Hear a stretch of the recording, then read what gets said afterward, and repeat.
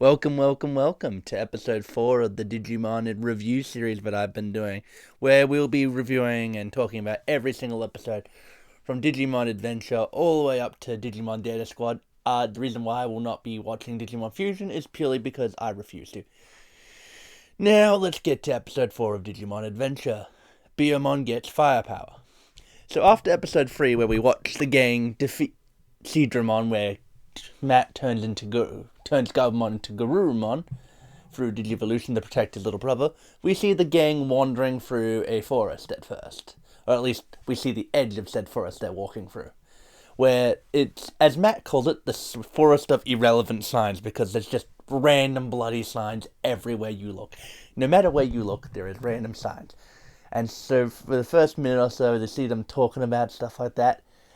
But as they notice that, we see the thing pan off for a moment to see a black gear come flying through the sky. That black gear will become important later, as if people have watched Digimon Adventure, will know later on. But anyway, the Digidestined are wandering through now a desert after getting through the forest of irrelevant signs, complaining about the exhaustion and how hot it is, while also seeing random power poles and other random things similar to what they saw at the beach, like the telephone lines and the monorail thing that they saw in episode 3 and episode 2 in the other things, like the phone booths and whatnot. And then also the signs. And then they just start talking about how it's weird that technology doesn't seem to work, or things don't seem to work like they should in this world as they do in the human world. For example, Mimi's compass, which completely bugs out, so they can't even use a compass that's even not digital. It's it's like 1990 something, I believe, based in the Digimon series. At least in the original one. The reboot of Adventure is based in 2020 or 2019. I'd have to relook that up to be certain, but maybe. But that's irrelevant anyway. Either way, the compass doesn't work like many other things without any outside interference. For example, I'll talk about that in another episode where Izzy's able to get his laptop working, even though that shouldn't normally be the case. From what it looks... anyway, no. Stop talking about episode probably 6 or 7, if I remember correctly. I haven't watched the episode yet, so I'm just basing that information off the top of my head, because I cannot remember off the top of my head. Let's quickly move this a bit more in place, so I'm a bit more in the middle of the video. There we go. But anyway, we see the gang wandering through the desert now, complaining about the heat and whatnot. As we're getting through that, as we go through that session of them complaining and wandering, we see the black gear that we saw earlier in the episode come flying through the sky, hitting Miha. Alright, we're quickly looking up the name of the damn mountain. Give me a second. I legitimately cannot remember off the top of my head what it was called. Let's look this up. Digimon episode 4. The reason why I couldn't just go over the episodes is because I'm watching it via DVDs and I've already turned off the Blu-ray player and I cannot find the remote at the moment. So I'll have to go through all 4 episodes again to get back to where I was up to. Yes, I could have easily done that, but that would have required me to wait about 2 hours or so or at least an hour and 20 minutes before I could make this video now, and I'd like to make it now before I end up feeling like going to bed. There it is. And then we'll go down. Mirirashi Mountain. I probably butchered that name to hell and back just then, so... Sucks to be me with my bad pronunciation of the word. But it's to be expected. I'm good with some Japanese words. I'm also terrible with others. But yes, we see the black gear come crashing into Mirahashi Mountain, or however you say it. And then we see the gang continue on their walks. As we hear them discuss things and random little bits of information and whatnot. But it's not really that important as of yet. gang comes across a village. A village of Yokomon, Biyomon's pre-evolution. And the Yokomon welcome the guest with open arms, or, well, open tentacles, because those things don't have bloody arms. They've got like little tendril things, if you've seen Digimon. But yes, we meet the Yokomon, and they're happily brought into the village where everyone's settling down and whatnot. The Yokomon are enthralled by the fact they get to meet their evolution, biyomon. So they're asking her so many questions, like how did she digivolve, why did she digivolve, and then Biyomon's explaining how she digivolved for a human partner, Sora, which excited and fascinated the Yokomon. So they offered the Digidestin and Biyomon to stay for dinner, which looks to be bird feed, if I remember correctly, or at least some horrid-looking rice.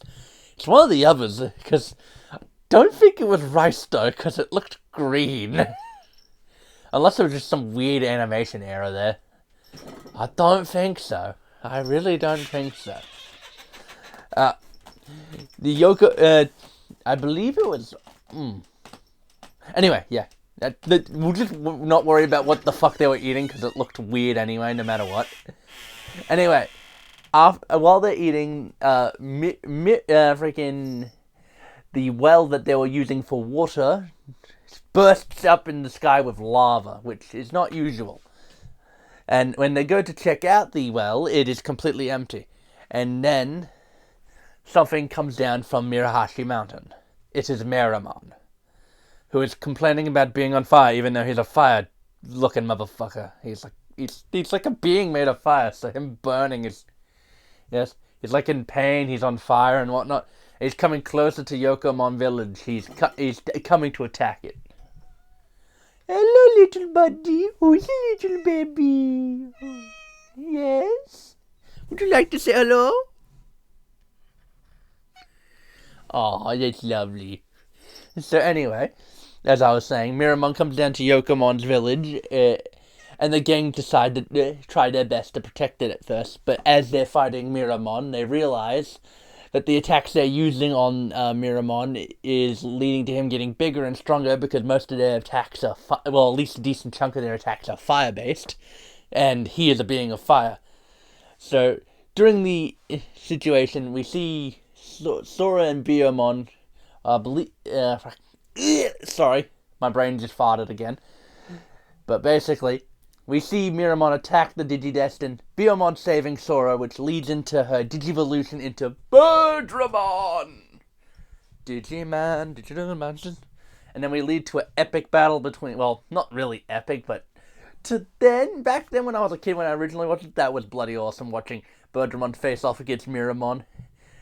And as they duke it out in battle, Birdramon's able to knock down Miramon, or at least take him down, whichever term or not wording would best it that sense, leading into the Black Gear being forcefully removed from his body, shattering it to many, many little pieces, releasing Miramon from the control of the Black Gear.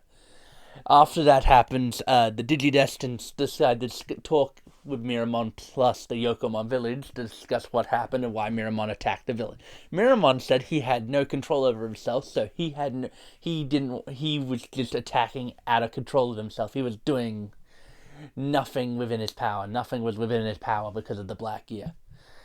Yes, the Black Gears, what a fascinating device. I hope we get to know more about them. Yes, we will. Yes, we will.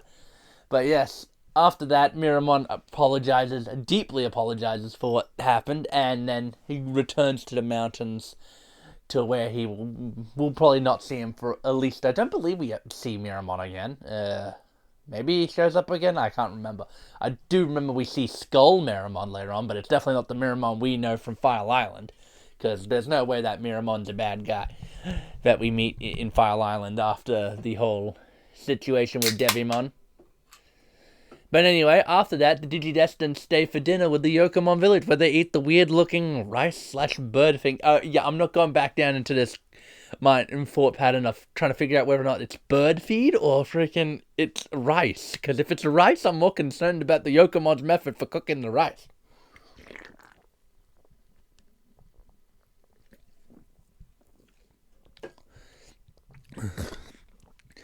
But since it seems like freaking biyomon liked it a lot, I'm gonna say it's bird feed, which then is like, The Digidestin just ate bloody bird feed. But I guess to survive, it is for the best that they did do that instead of, well, not eating at all. But anyway, we watch as that happens, and then the episode comes to an end basically. Kitty got poor in the way. No, playing with the camera. Silly Bubby. So as I was saying, the episode ends basically on that, and so what do I think? So what do I think of this episode overall? I think it was pretty good overall. I think it was not as good as episode 3, purely because the fact that watching the relationship we'll see form between, or we'll see develop between TK and Matt, as shown, will grow and grow. Because as a brother myself, or at least someone who understands that, it's interesting watching those two bond and whatnot, and see how Matt cares deeply for his little brother to the point where he was going to risk his life for it. But yeah, overall, I'd say this episode's pretty good. Definitely lower tier than episode 3, purely for the emotional drive of that episode got me more than today's episode.